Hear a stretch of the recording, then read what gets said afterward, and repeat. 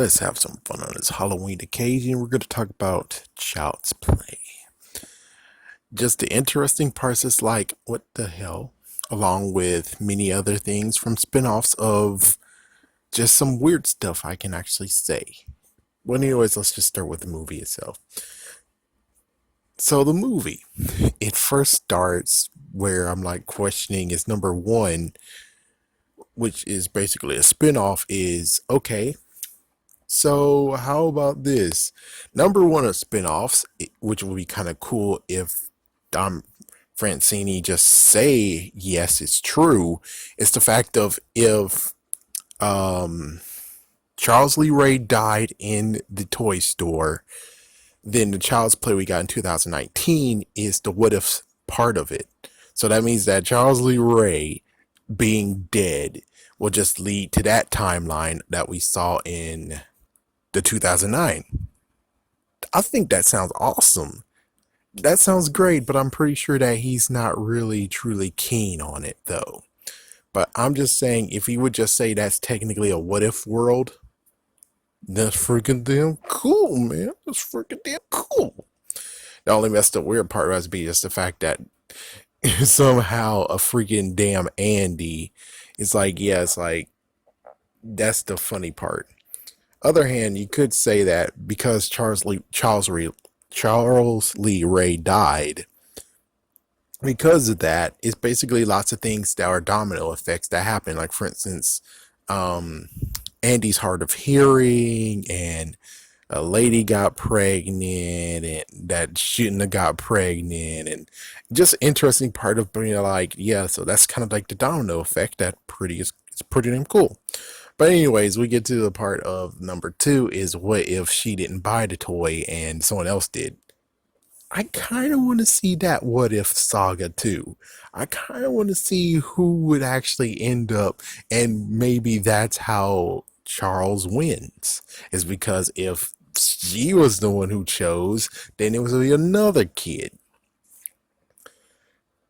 And then we get to the point of where I'm like, okay, so Maggie, frick, well, they told me the last name Peterson. She got hit by a freaking hammer.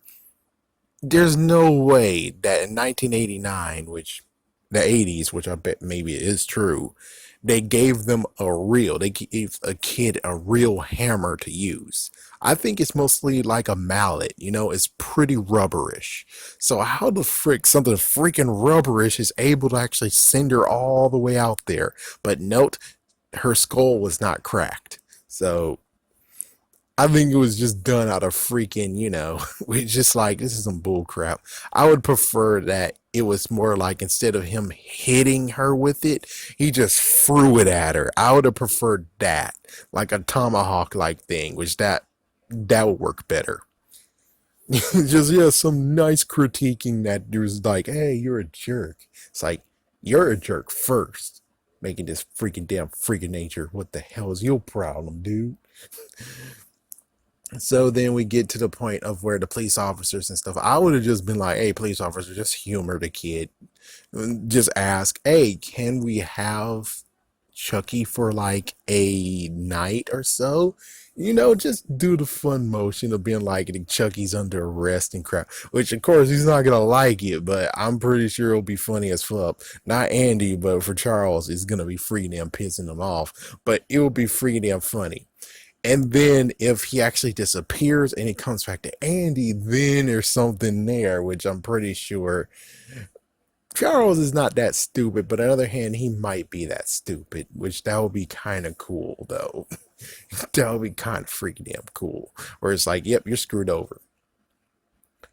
Now, here's the interesting part is he's able to sneak out of school. How the frick did you able to sneak out of school? There should have been like security or something. Nope, he just snuck out of school and then he went into the freaking rail system. He went into the sky rail. How the fuck does that even work with everyone else being like not concerned? And it's kind of funny, like Child's Play versus Home Alone 2 and Home Alone, where Kevin McAllister went to a store And the clerk was actually, the cashier was a little bit concerned. And then the second one, you have a few flight attendants who are freaking concerned for Kevin. It's like, yeah, they're all concerned. And I'm like, yeah, you see, where's all this over here? So yeah, he was able to get out and everything. And man, it's just some, what the heckness. And it eventually gets to the point of where it's like, okay, well, he's going to go, the doctor's going to check him out for a little bit. It's like, oh, well, that's, now it would be freaking funny as hell if she sees that the batteries was not in him, that there's the batteries right there. She puts it in her pocket, she takes, they chase Charles, and they go back into the freaking police station. Now it would be funny if they put him in the quiet room or the room for interrogation, and I'm just gonna be like, okay, listen, I know it's gonna be crazy, but humor me. You all get to laugh at me if it's not real. So they get a bunch of police officers in the other window, and then he comes right out and is like, he's like, yeah, so here's the batteries. Let's check the back of them. Yeah, as soon as you check in the back of him, of course, he's not going to be that stupid. He's not going to be like, instead, he's not going to do that crap. But I think it's going to be funny as hell. That's going to be like, okay, you're not going to talk, officer, you know what to do. Okay. And just have the gun aimed at him. It's like, he's about to shoot your ass.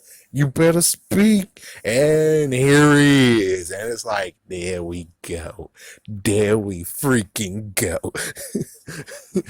You have not, so previously we only had like four people seeing him.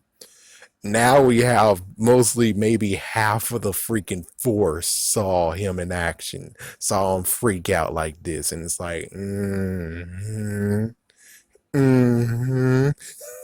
But of course, again, I bet he's just gonna kill himself though. It's like there's no way how he's gonna actually not move or say anything with a gun to his fucking head and they will freaking damn fire. And it's like, we don't give a shit. Shoot him. We don't give a shit anymore. Shoot the bastard. Shoot the bastard. It's like we don't give a shit anymore. We don't give a shit. This freaking damn dog caused lots of freaking pain after he came. Shoot him. And it's like, yeah, that would be awesome. How he's gonna freaking fake this crap. How he's gonna fake it. I don't think he will. I don't think he's gonna be able to do anything anymore. Oh man. Let's see, anything else that needs to be nitpicked. Shoot. So yeah, I would just go right to the end where it's like, okay, so wait, even before that. Okay, so you just learned that you have to put your soul inside of a kid. How the fuck does it work with you having a knife and you might stab his ass? And then you put yourself in there and now you're freaking damn stabbed. What the fuck? That seems stupid. It doesn't make freaking damn sense, you bastard. Or we're talking about the person in the next few scenes doesn't know what stop, drop, and roll is. What the fuck? How the freak did he survive all these years if he didn't know about stop, drop, and roll when you're on freaking damn fire? This dumbass right here is like, no freaking wonder. I'm shocked that you didn't actually be like, dumbala, bombala, ya da da da, dumbala, to actually get yourself not only fire retardant or some kind of crap, or maybe you regenerate yourself by saying that crap, or reverse time with that crap.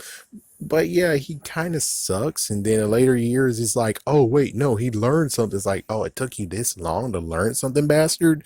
I'm pretty sure you shouldn't have killed your damn master. You shouldn't have killed your sensei, dude. No wonder you suck. I think that's about all that's really need to be said about this. What I wanted to say is just all that crap of where it's like, there's so many things, it's like it doesn't make freaking damn sense at all. But it would have been cool if they actually handcuffed him and just had him for like a night, you know? Pretty sure if they have him for a night or heck a full day, none of this in quotations attitude problem would happen, and there you go. So it's like There we go. We took him away. Now we bring him back. I mean, he'd be clever, but it's just some moments where it's like, how in the world did he not get caught in the first place? How in the world did he not actually die beforehand? I mean, come on. He just freaking set a freaking building ablaze and exploded. I'm shocked he didn't actually get freaking on fire at that point, too. Considering how stupid he is not actually learning how to stop, drop, and roll. And he's like, oh, well, fourth wall, though. Fourth wall breaker. He looks horrible and hideous and horrifying after he's burnt. Duly noted, but you just insulted his ass too, though. It's like you just insulted his ass that he does not know what stop, drop, and roll is. It's like, come on, dude. Seriously, just floating around. You caused a little bit of a fire path, and lo and behold, even though he caused a fire path, there was no fire that got started. What? That doesn't make sense. It's like, yeah, if something's on fire, it's most likely gonna still go on fire. It doesn't make sense, man. It seriously doesn't make sense. Some of this doesn't. I guess the last thing to talk about is let me see how far this got. Oh, that's not bad. Thank goodness. All right, let's just start with the original odd of this all, where it's like it was supposed to be all in his head, batteries not included, all in his head, and he actually is a freaking damn psychopath. I don't like the first draft of this. I don't like the first draft of it at all. It totally sucks. I mean, I would love to maybe see it. Like, for instance, it's like, yeah, I would love to just see how it's the next family that got and not Andy, not the Barclays. Or let's see what happens in the alternate world where it's all in his head. It's all in his head. It's like, so how would the sequels work? Even though at this point he didn't even care for sequels, he just wanted to make this movie. Yeah, how would that play out? That's just a real question of yeah, that's. Eh. But I'm just want to know how would actually the original draft would have went. It's like I would like to have a step by step of this, but whatever, man. I'm just getting over this bull crap and I'm doing a great job now. It's just that it does give me a little bit of the he big JBs at times, and I'm like, yeah, it totally sucks, man. Seriously, it totally kind of sucks. But it's like, how in the world are you even supposed to be horrifying if you don't know what the fuck stop, drop, and roll is? We already know it's attack the hot indie, attack the hot. It's like we already know all that crap. So it's like, okay, we're good. We know how to defeat you. And apparently, if we just throw a malt liquor at you, you don't know how to even freaking handle that crap, anyways. So a malt liquor, then stab you or shoot you in the heart. The end. It's like, yeah, that's pretty damn easy. Yeah, I think it was even worse. It's just the fact of I only just freaking just full fire on them, anyways. Just throw freaking damn fire. Just freaking, just yeah, freak the freaking stab in the heart. Just throw fire at them, or a fire arrow through the heart. It's like throw gasoline, shoot a fire arrow. So not only he freaking down, just get killed, but now he's lit on fire too. There you go, the end. Screw you, man. How does he not know stop, drop, and roll, man? How the frick does he not know that? Who are you? Robert England. Oh, the guy from V. I'm the actor who plays Freddy Krueger in all 7 Nightmare on Elm Street films, for crying out loud! Everybody just remembers me from V. I've done 50 movies. I'm about to be bludgeoned to death. It's probably going to say on my tombstone, R.I.P. Robert England. He's the guy from V.